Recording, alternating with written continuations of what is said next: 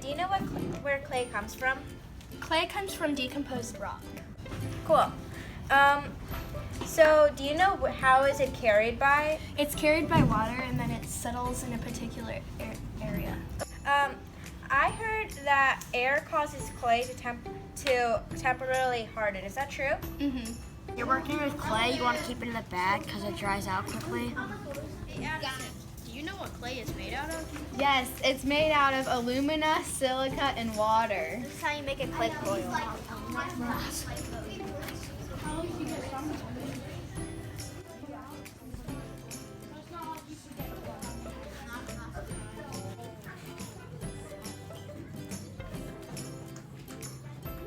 Start in the middle and move your hand up and out, up and out, up and out, up. And keep going with that. Kind of like this. Yeah, like up and out, like a zigzag. Make sure all of it's even, so if it's uneven, just roll it there. So it's like in the entire coil. Because you want it to be the same thickness if it's going to work out well.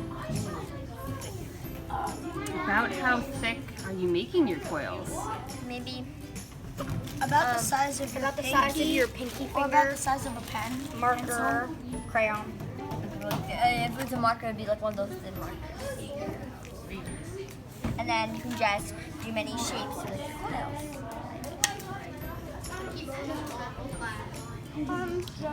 Like that.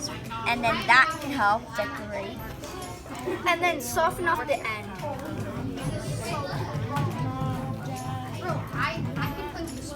For smoothing, you can use one finger and then you can go outside and just like go down, or you can go up like this.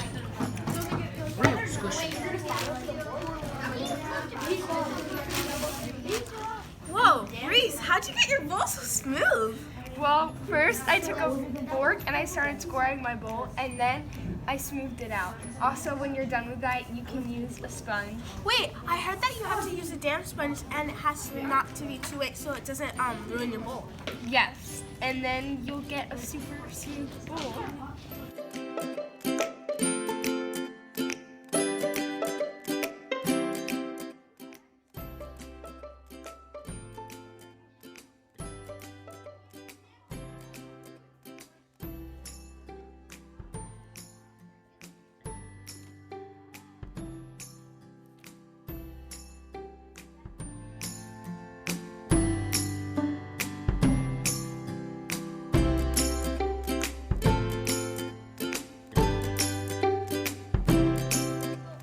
Clay doesn't stick together automatically.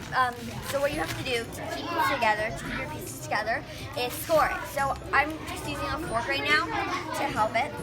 What you're basically doing is just creating kind of like a Velcro kind of thing, and you're just drawing lines and you make them like side, doing to the side, doing vertically.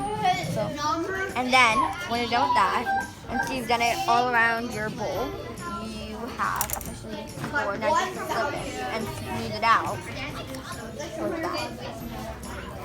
Up and down. And now they will actually stick, and you don't have to worry about it just like coming out.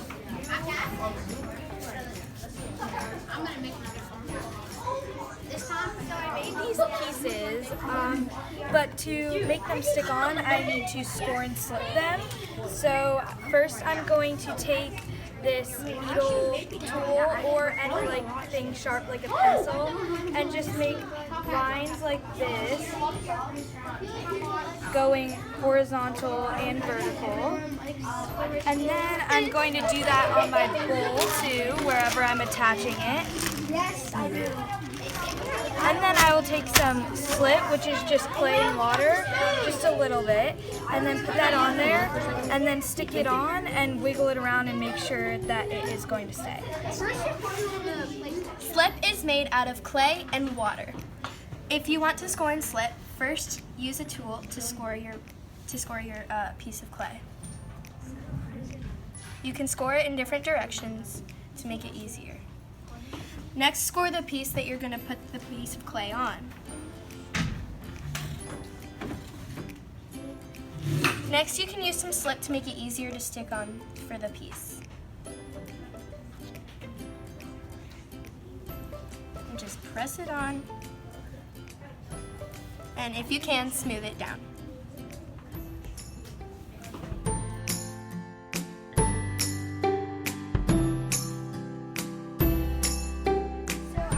Alphabet letters in my bowl, so when I bake it in the kiln, it will blow away and it will disappear and it will leave an impression on the clay.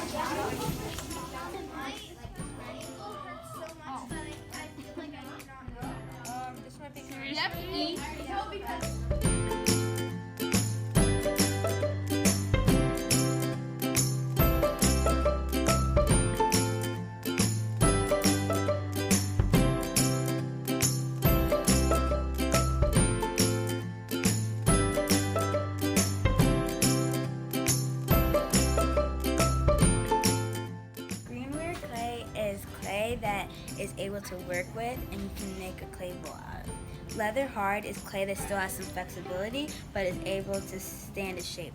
Bone dry clay is basically dry clay that your teacher can put in the kiln. Hey Harveen, what causes clay to permanently harden? Heat, approximately 1,800 degrees from the kiln.